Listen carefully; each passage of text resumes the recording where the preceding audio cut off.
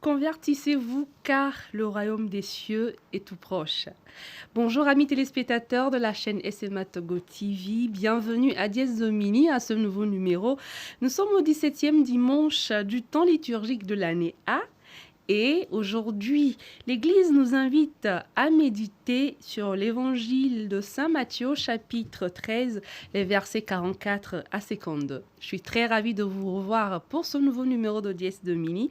Et aujourd'hui, pour les commentaires, je reçois en studio le Père Serge Fabrice Roussounoupé. Il est vicaire sur la paroisse Saint-Paul d'Avesnoux. Bonjour, Padre. Bonjour. Comment vous allez? Très bien chez vous. Je vais très bien aussi. Bienvenue à Dies Domini. Merci. C'est tout un plaisir. Alors, il ne sera pas seul, il est avec le Père Joseph Nouvet. Il est curé sur la paroisse Sainte-Thérèse de l'Enfant Jésus de la Sainte Face de Zopomahe. Je ne sais pas si vous connaissez. Bonjour mon Père. Bonjour. Comment vous allez? Très bien, nous allons très bien. D'accord, dans et le les Seigneur. paroissiens de Zopomahe. Ils vont également très bien. D'accord, on Et est vous très envoie leurs heureux. salutations. Ah, on reçoit leurs salutations. Voilà. On est heureux de vous recevoir sur ce plateau de Dies Domini. Merci. C'est un grand plaisir, Ouais. un grand honneur pour nous. Et là, on va partager la parole du Seigneur avec les téléspectateurs, leur faire mieux comprendre l'évangile de ce dimanche. Alors, Père Joseph, je vais vous demander, s'il vous plaît, de lire l'évangile et juste après, on va enchaîner avec les questions. Évangile de Jésus-Christ selon saint Matthieu, chapitre 13, versets 44 à 52. En ce temps-là, Jésus disait à la foule ces paraboles. Le royaume des cieux est comparable à un trésor caché dans un champ. L'homme qui l'a découvert le cache de nouveau. Dans sa joie, il va vendre tout ce qu'il possède et il achète ce champ. Ou encore, le royaume des cieux est comparable à un négociant qui recherche des perles fines. Ayant trouvé une perle de grande valeur, il va vendre tout ce qu'il possède et il achète la perle. Le royaume des cieux est encore comparable à un filet que l'on jette dans la mer et qui ramène toutes sortes de poissons. Quand il est plein, on le tire sur le rivage, on s'assied, on ramasse dans des paniers ce qui est bon et on rejette ce qui ne vaut rien. Ainsi en sera-t-il à la fin du monde. Les anges sortiront pour séparer les méchants du milieu des justes et les jetteront dans la fournaise. Là, il y aura des pleurs et des grincements de dents. Avez-vous compris tout cela? Ils lui répondent, oui. Jésus ajouta, c'est pourquoi tout scribe devenu disciple du royaume des cieux est comparable à un maître de moisson qui tire de son trésor du neuf et de l'ancien. Acclamons la parole de Dieu. Louange à toi, Seigneur Jésus. Merci beaucoup, mon Père. Alors, ma première question vous est adressée. Si vous suivez bien notre émission, vous savez que c'est une tradition, hein. Le Père qui lit l'Évangile doit aussi répondre à la première question. Alors, cela fait 3 dimanches successifs que Jésus nous parle du royaume des cieux par les paraboles. Et en ce dimanche, nous sommes en face de 4 petites paraboles que Jésus développe pour parler encore du royaume des cieux. Et les 2 premières paraboles, si nous remarquons bien, sont facilement compréhensibles. Qu'il s'agisse du trésor caché dans le champ, de la perle rare, le bénéficiaire est prêt à sacrifier tout le reste et la joie qu'il en éprouve compense largement la perte du reste. Alors, mais les 2 dernières semblent avoir une compréhension différente des 2 premières. Enfin, selon moi, hein. Alors, mon Père, on se demande, quel est le lien entre ces 4 paraboles dont Jésus parle dans l'évangile de ce dimanche? Quel lien peut-on faire? Le premier lien qui saute déjà aux yeux, c'est le royaume des cieux. On parle du royaume des cieux. Que ce soit pour le trésor caché ou bien la perle fine, que ce soit également pour la pêche avec des poissons dans le filet, ou encore la dernière intervention du Christ par rapport au scribe, qui fait allusion au neuf et à l'ancien. C'est le royaume qui est visé. C'est le royaume qui est visé dans toutes ces paraboles que le Christ nous donne aujourd'hui. D'accord. Ok. Père Serge, je voudrais avoir aussi votre avis. Pour vous, c'est quel lien, au-delà du lien du royaume des cieux, du fait que ces quatre paraboles parlent du royaume des cieux, je ne sais pas s'il y a un autre lien, hein. Bon, à votre avis. Vous pensez qu'il y a un autre lien de ces quatre paraboles? Parce que, comme je l'ai dit, les deux premières semblent assez compréhensifs. Quand on entend parler des deux premières, même pour quelqu'un qui n'a pas fait la théologie, il comprend. Maintenant, les deux dernières, bon, on a l'impression qu'il n'y a pas trop de similitude avec les deux premières paraboles. Mais les quatre parlent de la même chose, selon l'évangile d'aujourd'hui. Vous pensez qu'il y a un autre lien? Je ne sais pas. Bon, je ne dirais pas qu'il y a un autre lien. Le royaume des cieux est mis en exergue. À mon avis, les deux dernières paraboles mettent l'accent sur le jugement dernier, si je peux dire ainsi. Le royaume des cieux est là, certes. Cet état de quiétude que nous cherchons tous, il faut passer par une voie pour y entrer, pour avoir accès. Du coup, il y a le trait entre les poissons et les débris. Il y a aussi les justes, les méchants. Il y a aussi, bon voilà, le neuf et l'ancien qui sont mis en exergue. Juste la voie tracée pour y avoir accès, je pense. Donc le seul lien, comme le Père l'a dit, c'est le royaume des cieux. D'accord. Voilà. Alors justement, on parle du royaume des cieux. Vous qui avez étudié la Bible, ou je ne sais pas, est-ce que vous pouvez nous dire en un seul mot, si on dit royaume des cieux, qu'est-ce que c'est en un seul mot? Pour nous, le commun des mortels, c'est vrai, depuis 2 dimanches, Jésus en parle dans ses paraboles. Mais qu'est-ce que c'est le royaume des cieux? C'est à moi? C'est à vous, Père Serge. Bon, je vais peut-être aligner des synonymes pour y décrire un peu. D'abord, le bonheur absolu, total, le royaume des cieux, relatif au bonheur total, absolu. Absence de souffrance. Esprit de quiétude, c'est-à-dire on est en paix, il y a une paix intérieure qui s'établit. On ne voit plus, disons, il n'y a plus de souffrance en fait. Voilà. C'est ce que je peux dire, bref, ou décrire un peu l'image du royaume des cieux que le Seigneur veut communiquer. Voilà. Quoi encore, je laisse peut-être la parole au Père. D'accord. Et je reviendrai. Comme peut-être vous l'avez dit, on a l'impression, enfin pas l'impression, si on parle de bonheur absolu, qu'il n'y a plus de souffrance, donc c'est en contradiction du monde, ou bien de ce que nous on vit aujourd'hui. En fait, ce bonheur absolu vient quand? Voilà. C'est ça le souci en fait. Voilà. Pas forcément sur la terre. Hein. Nous sommes en chemin, nous sommes en pèlerinage vers un lieu. Et c'est ce lieu que le Seigneur nous décrit pour nous renforcer, pour nous donner encore plus de tonus, plus d'énergie, pour ne pas nous décourager. Donc ce lieu vers lequel nous nous orientons existe. C'est le royaume de cieux. Lui, il vient de là. Il nous décrit le local, enfin, il décrit sa maison. Et maintenant, nous invite à ne pas perdre la foi, à ne pas perdre le courage, de persévérer. Voilà. Que ce lieu existe. Nous souffrons ici, certes, mais demain, c'est la paix, le bonheur. Le bonheur. Voilà. Père Joseph, Oui. est-ce que vous pouvez nous en dire plus? Pour vous, c'est quoi le royaume des cieux? Bon, je voudrais d'abord dire que faire une définition peut-être théologique ou philosophique du royaume des cieux, c'est bien, mais bien souvent, quand on s'approche des chrétiens qui peut-être n'ont jamais étudié ou ne savent même pas lire la Bible, ils expriment plus l'état du royaume des cieux. En fait, c'est une soif qui est imprimée dans chaque être humain. Comme vient de le dire le Père Serge, la soif d'un bonheur qui est creusée ou bien que l'homme porte en soi et qui fait que chaque jour, on désire aller de l'avant.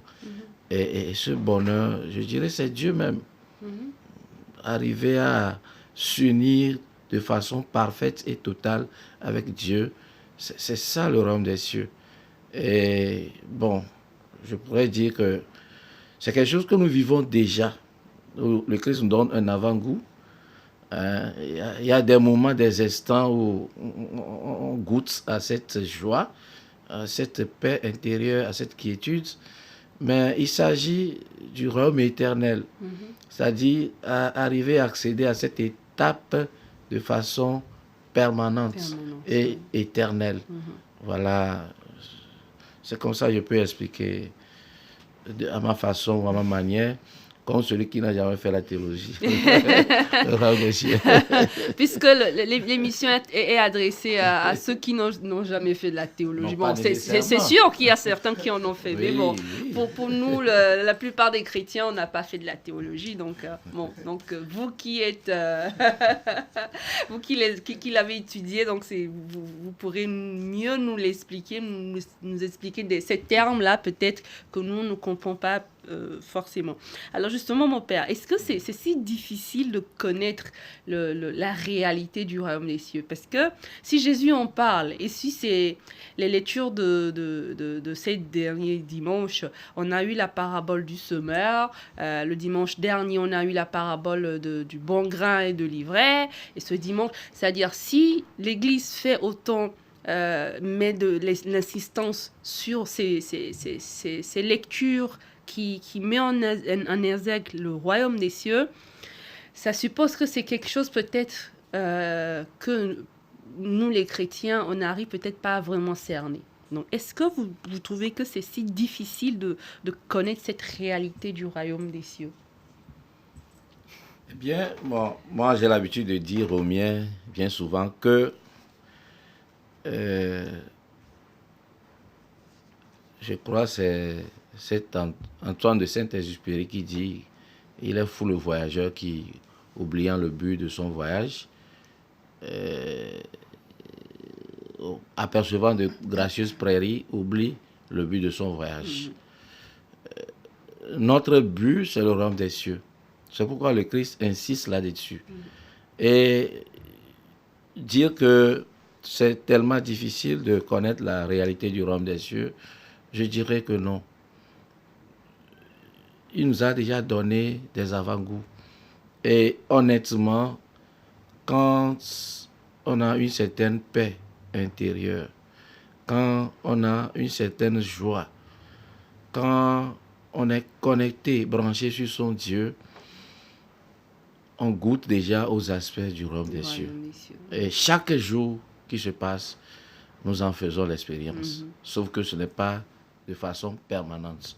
Mais chaque jour, puisque le péché vient par moment interrompre, disons, la permanence de cette joie, ce royaume que le Seigneur nous donne. Mais dans nos méditations, dans nos communions avec le Seigneur, dans les expériences faites avec les hommes même, nous vivons déjà du royaume des cieux. Merci mon Père. Alors Père Serge, je l'ai dit au début de cette émission, en ce dimanche, on a plusieurs paraboles, 4 plus précisément. Et c'est toutes ces paraboles c'est pour une même réalité. Alors quel message peut-on réellement dégager de ces paraboles, de ces 4 paraboles? C'est vrai, on parle du royaume des cieux, mais c'est sûr qu'au-delà de ça, Jésus veut nous faire passer des messages en parlant de... bon, je ne vais plus revenir sur les paraboles, mais c'est sûr qu'il veut nous faire passer des messages. Et pour vous, c'est quoi le message à dégager de ces paraboles? D'accord. En lisant un peu l'Évangile, le message principal, le royaume des cieux existe. Voilà. Ce n'est pas de... Utopie. Voilà, ce n'est pas une légende, ce n'est pas un truc à raconter peut-être aux enfants pour s'amuser. Ce n'est pas du discours vain, mais le royaume des cieux est une réalité qui existe. Voilà. Peut-être un message secondaire qui peut suivre ce message principal est que c'est possible d'y accéder. Il existe, d'accord, mais c'est très facile d'y accéder. Il ne faut pas voir ça comme du titan, quoi. Mais c'est facile d'y accéder. Voilà. Et il est là pour nous. Il a la porte, en fait. La porte est ouverte. Il est là pour nous aider à y accéder. Vous pensez que c'est si facile d'y accéder, mon père? Je ne sais pas, je me rappelle plus trop du verset où c'est toujours Jésus qui en parle, où il a parlé, il a comparé, je ne sais pas si c'est le Rhum de ceux qu'il a comparé, où il disait que le trou d'une aiguille, je ne sais pas, Oui. je sais pas si vous vous rappelez. Il faut se faire violence. Donc quand vous me dites que c'est facile d'y accéder, voilà. Facile comment? Vous pensez que c'est facile pour tout le monde d'accéder au royaume des cieux? Oui, je peux dire oui. Avec le péché qui abonde Voilà. autour. Parce que, entre parenthèses, si je comprends bien, le péché, ce n'est que une goutte d'eau dans cet amour de Dieu qui est carrément incomparable. Et c'est cet amour, en fait, qui nous confirme que c'est facile d'y accéder. Parce que le Seigneur nous aime, il est miséricordieux, et en plus, il nous donne des moyens. Il nous donne tous les moyens possibles pour y aller. Ce que nous devons faire, c'est accueillir ces moyens, d'accepter et de se mettre en route. Quelles que soient nos faiblesses, il faut s'y mettre quand même.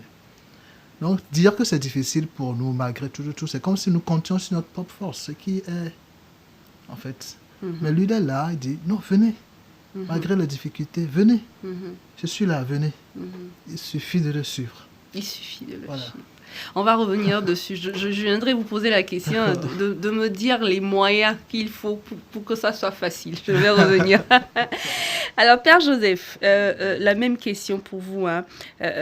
Quel message est-ce qu'on peut dégager de ces 4 paraboles de ce dimanche? Eh bien, outre ce que le Père a dit,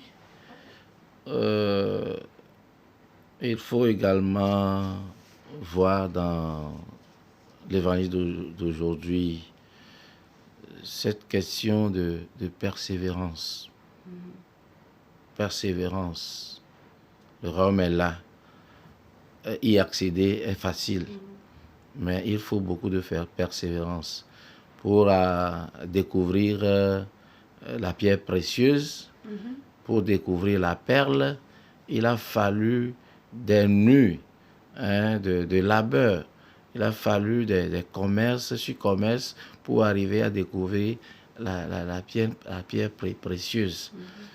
La deuxième chose, il ne faut pas également oublier cette notion du jugement dernier. Le royaume est là. Y accéder est facile.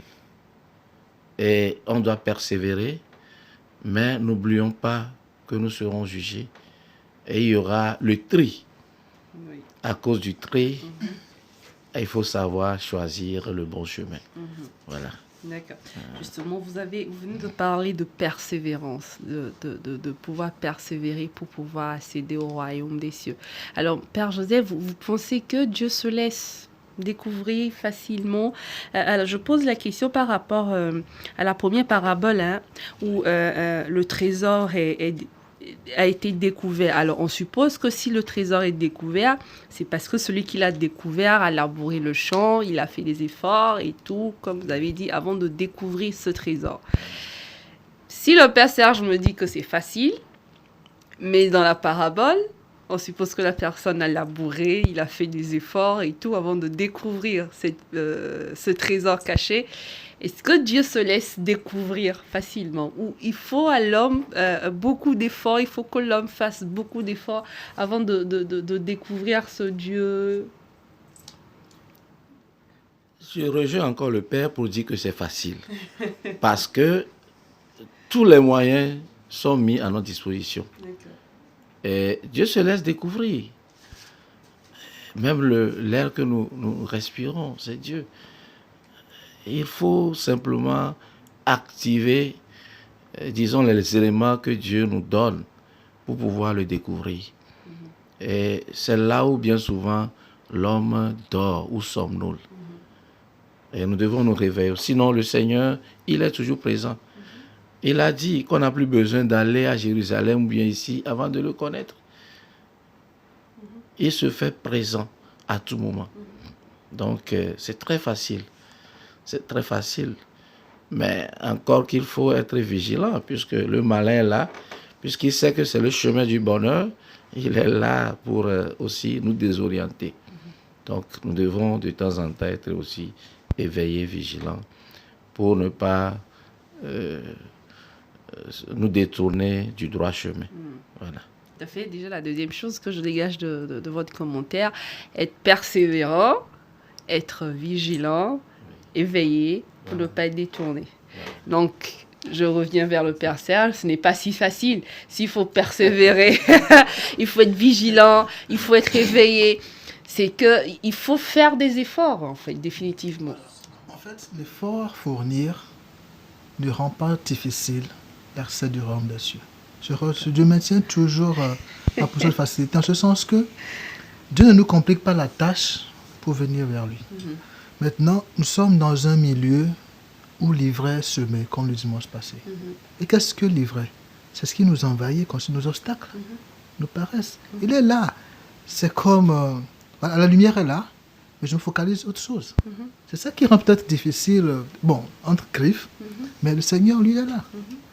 Si aujourd'hui, le monde ou notre environnement, ou notre milieu social qui nous éduque, veut nous faire manger cette nourriture-là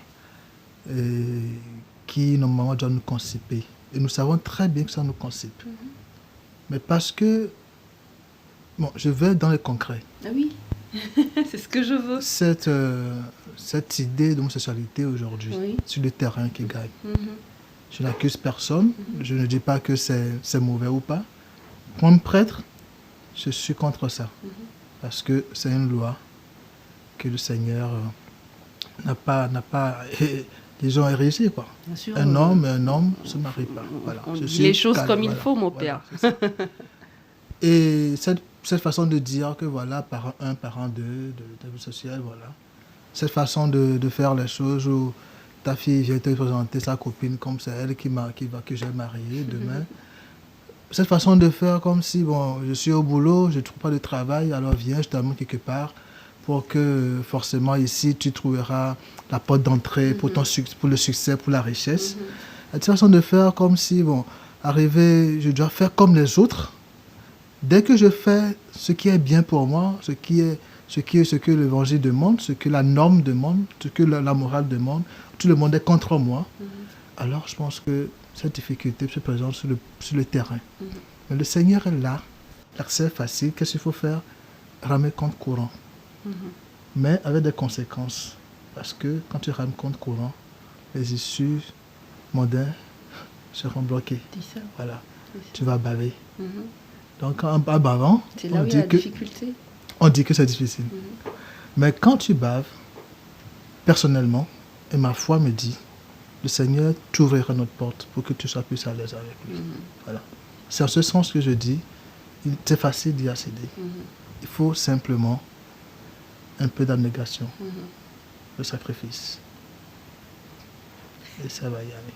Vous savez que nous, les chrétiens, quand on commence pas à parler de sacrifice et d'abnégation, on se dit, oh, c'est difficile et tout. Vous voyez la troisième parabole, non, même pas la troisième parabole, la deuxième qui parle de cette perle rare, de grande valeur que la personne a trouvée et il a tout vendu pour payer cette perle. Vous imaginez, quand on fait la parallèle dans notre monde aujourd'hui, dans notre vécu quotidien, c'est là où je parle en fait de difficulté. Parce que c'est vrai, c'est facile, vous le dites, le Seigneur nous a donné tous les moyens possibles pour pouvoir entrer dans le royaume. Mais aujourd'hui, avec tout ce qui nous entoure, notre quotidien, notre environnement, est-ce que vous pensez que quelqu'un... Si on se dit que le Seigneur est cette perle rare qu'il faut pouvoir trouver et tout vendre pour pouvoir trouver cette perle, vous pensez vraiment qu'aujourd'hui, être humain que nous sommes, c'est si facile, mon père? Il faut faire l'expérience de Dieu pour s'approcher, pour pouvoir vendre tout ce qu'on désire, tout ce qu'on a pour ce seul trésor. Il faut d'abord faire l'expérience de ce trésor-là. Et cette expérience se communique à nous, simplement en ce sens que je ne peux pas acheter ce que je ne connais pas. Absolument. Je ne peux pas m'engager à tout vendre si je ne connais pas la valeur de la chose. Donc, autrement dit, ce que je m'engage à acheter, ce que je m'engage à posséder pour moi seul, je connais sa valeur. C'est comme les alchimistes, non, qui cherchent la pierre philosophale. Et pour eux, c'est le top en fait. C'est tout ce qu'il faut pour eux. Ils sont prêts à tout faire pour l'avoir. Parce qu'ils connaissent quoi? La valeur de cette pierre. Je connais la valeur de Jésus-Christ pour moi. Je l'ai choisi. Alors je veux être toujours avec lui. Alors je suis prêt à tout vendre. Parce qu'il ne me promet pas en fait un bonheur sur terre. C'est ce qu'il faut comprendre. Il me promet un bonheur meilleur en fait. Plus que ça. Plus que ce que j'ai aujourd'hui. Il me promet plus que ça. Et je crois que c'est ce qu'on n'arrive pas à s'intégrer en fait, que c'est éphémère ce que nous vivons sur la terre et que ce que Jésus nous promet est éternel. Et on devrait, comme vous l'avez dit, être prêt à tout vendre, à tout faire pour pouvoir s'approprier de ce trésor. Pour moi, je suis chrétien parce que quand tout marche pour moi, je dois trouver du boulot, me marier, avoir des enfants. Et pour que tout marche, quoi, en fait. Une maison, une voiture. Or, c'est pas ça que le Seigneur me demande. C'est pas ça qu'il me donne, en fait. Lui, il vient avec sa marchandise, te dit, aujourd'hui, tu es là. Tu as tout ce qu'il faut, mais moi, je te promets mieux que ça. Et mieux que ça, c'est tout abandonné pour moi. Pierre l'a demandé. Nous qui avions quitté nos familles, pour te suivre. Parce qu'à un moment donné, il s'inquiétait aussi. Bien sûr. Je le suis, il est là, il fait tout. Mais je le suis, mais jusqu'à présent... Mais il dit, bon, calme-toi mon frère, il y a mieux que ça. Et là, il s'est rassuré. Donc, en fait, ce bonheur dont parle Jésus, ce n'est pas si... C'est l'absolu, quoi, en fait. C'est la valeur des valeurs. La valeur des valeurs. Il n'est pas comparable, en fait. Oui. C'est entre deux meilleurs qu'on choisit, je pense. Sûr. Mais il n'y a même pas à choisir, en fait. Il s'impose. Il s'impose. Donc, tout ce qui nous entoure aujourd'hui, comme satisfaction éphémère, si vraiment on veut ce bonheur-là, nous devons. Voilà. C'est ça, on ne choisit pas, nous devons. Si tu veux, tu dois. C'est ça. D'accord. Merci beaucoup, Père Serge. Père Joseph, alors, la troisième parabole raconte un retour de pêche. Vous avez parlé de tri tout à l'heure, c'est de ça qu'on va parler. Il y a du tri à faire dans le filet, on ramasse dans les paniers ce qui est bon, on rejette ce qui ne vaut rien. Et Jésus ajoute, « Ainsi en sera-t-il à la fin du monde, les anges sortiront pour séparer les méchants du milieu des justes. » Alors, on a remarqué que Jésus a développé cette même image du tri dans la parabole du bon grain et de l'ivraie. Alors, mon père, selon vous, pourquoi est-ce qu'il insiste autant sur cette figure de sélection du bon, de triment du mauvais? Le père Serge avait parlé du fait que l'ivraie, c'est en nous, bien ça peut arriver en nous. Le dimanche dernier, les pères que j'ai reçus aussi nous ont dit, ce n'est pas forcément l'ivraie de mauvaises personnes, mais ça peut être aussi des mauvais comportements, des choses que nous avons en nous. Alors, ici, si Jésus insiste encore dans le fait de faire le tri, pourquoi est-ce que... comment en fait... je ne sais pas vraiment comment... En tout cas, pourquoi vous pensez qu'il fait cette insistance-là sur la sélection du bon au détriment du mauvais? Eh bien, la pédagogie du Christ, c'est de nous aviser, de nous avertir et à savoir prendre nos dispositions pour ne pas être désagréablement surpris. Voilà pourquoi il revient avec insistance sur cette question du tri. Non seulement du tri, mais il faut voir au-delà aussi le fruit que portent, disons, les bonnes plantes. Voilà. Donc, l'attente ou l'espérance de Dieu à l'endroit de tout être humain, c'est que l'on se retrouve dans son royaume. Mais Dieu sait également que l'homme peut fléchir. Voilà pourquoi il avise. Et si effectivement le royaume présenté a du prix et de la valeur pour toi, alors c'est à toi de faire coûte que coûte pour pouvoir y arriver. Puisque, qu'on le veuille ou pas, il y a un jugement. Il y a un jugement qui est là. Et il y a une vie après cette vie. Même si l'on ne l'a jamais vu, si on ne nous l'a jamais raconté, même celui qui est agonisant, dans ses réactions, vous sentez qu'il lutte encore pour la vie. Il lutte encore pour la vie. Mais qu'est-ce qui est au-delà? Et pour que l'être humain puisse, chaque fois, à tout moment, chercher à aller de l'avant.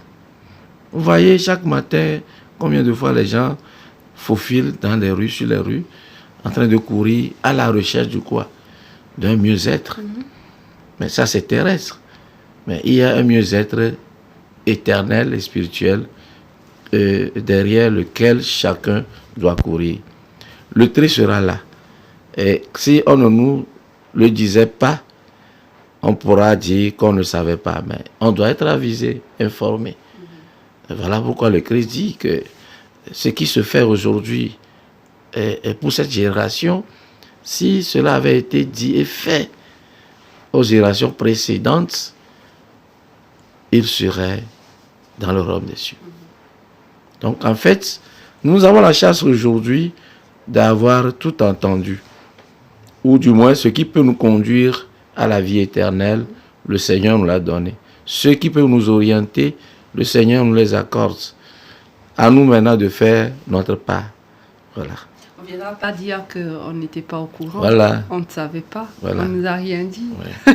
On a été avisé. On a été avisé. Voilà. Merci Père Joseph. Alors Père Serge, de ce que vient de dire le Père Joseph, on peut en conclure que nous rentrons au royaume des cieux que les justes. Si c'est pas la bonne réponse, enfin, si ce que je dis n'est pas bien, arrêtez-moi. Ne rentre au royaume des cieux que les justes. On est d'accord? ou bien ceux qui ne sont pas justes aussi ne rentreront au royaume des cieux. La justifié, oui. Voilà. Elle est juste. Ceux qui ont lavé leur dans le sang de l'agneau. Voilà. D'accord. Donc, à l'instar de ces personnages dans les paraboles de ce dimanche, que devrions-nous faire aujourd'hui pour être justes, pour être considérés comme des justes et mériter le royaume des cieux? Parce que c'est pour cela que nous sommes sur la terre définitivement. C'est pour cela, c'est notre voyage sur la terre. C'est pour ça, en fait, c'est le but. Alors maintenant, qu'est-ce qu'il faut faire? Peut-être pour ceux-là qui n'ont pas encore dans la tête, ils ne savent pas le but de leur existence sur la terre, mais qui sont quand même chrétiens. Alors qu'est-ce qu'il faut faire justement pour être justifié et mériter le royaume des cieux? D'accord. Ce qu'il faut faire. On suppose que si nous demandons ce qu'il faut faire, c'est parce que nous avons conscience que ce royaume existe déjà. Oui. C'est parce que nous désirons ardemment y aller. Ok. À mon avis, pas grande chose, pas des choses extraordinaires, inhumaines, non. Il faut simplement faire tout ce que nous faisons ordinairement de manière extraordinaire. C'est-à-dire quoi? Aujourd'hui, vous êtes animatrice. Oui. Voilà. Si dans votre domaine, très animatrice, vous faites ce travail avec beaucoup d'amour, beaucoup de sacrifice, c'est-à-dire vous cherchez toujours à bien faire, pas pour votre épanouissement, hein, mais pour l'épanouissement d'eux. Voilà. Pour le bien d'eux. Voilà. Je pense que vous êtes sur le droit chemin. Si, dans mon quartier, par exemple, je te dis simplement un bonjour qui vient de mon cœur. Si en passant, je trouve peut-être des tessons de bouteilles que je ramasse, c'est-à-dire des trucs très simples. Si tu me donnes un cadeau, je dis un grand merci. Des trucs très simples, très simples, très simples. Pas chercher ailleurs. Mais tout ce que nous vivons quotidiennement, essayons de le faire très bien. dans la mesure du possible. Voilà. Essayons de les faire bien dans la mesure du possible. Et je pense que déjà, sur ce plan matériel-là, il y a un acquis. Qu'est-ce que le Seigneur nous demande de faire? La charité, de pardonner, de vivre cette relation interpersonnelle, horizontale, bien, de soigner la relation avec Dieu également. Bon, à mon avis, ces petites choses-là peuvent nous permettre d'être justes. Parce que la justice, en fait, la sainteté est donnée par Dieu. Hein. Voilà, il ne faut pas que nous perdions ça de vue. C'est Dieu qui sanctifie, mais il nous donne l'opportunité de pouvoir bien faire ce qu'il faut. Voilà. Merci Père Serge. Père Joseph, la même question. À votre avis, qu'est-ce qu'il faut faire pour mériter le royaume des cieux? Et comme tous les deux, vous êtes entendus pour dire que c'est facile. C'est facile d'accéder au royaume des cieux. Qu'est-ce qu'il faut faire pour pouvoir mériter ce royaume-là? Qu'est-ce qu'il faut faire pour être justifié, pour être compté parmi les justes, hein? Cette question date depuis très longtemps. Et même dans la Bible, on a posé la question à Jésus. Que dois-je faire pour hériter le royaume des cieux? Un jeune homme qui était venu voir le Christ. Jésus lui a dit, il a récité les 10 commandements. Il lui a dit, Seigneur, je fais déjà tout cela. Et le Christ l'a regardé et dit, frère, c'est vrai. Il te reste une seule chose à faire. Va, vends tout ce que tu possèdes, donne-les aux pauvres, viens et suis-moi. Alors pour aller au royaume des cieux, l'Évangile nous dit que le jeune homme était parti tout triste parce qu'il avait beaucoup de biens. C'est pas facile. Voilà. Le Christ même a déjà donné la réponse. Oui.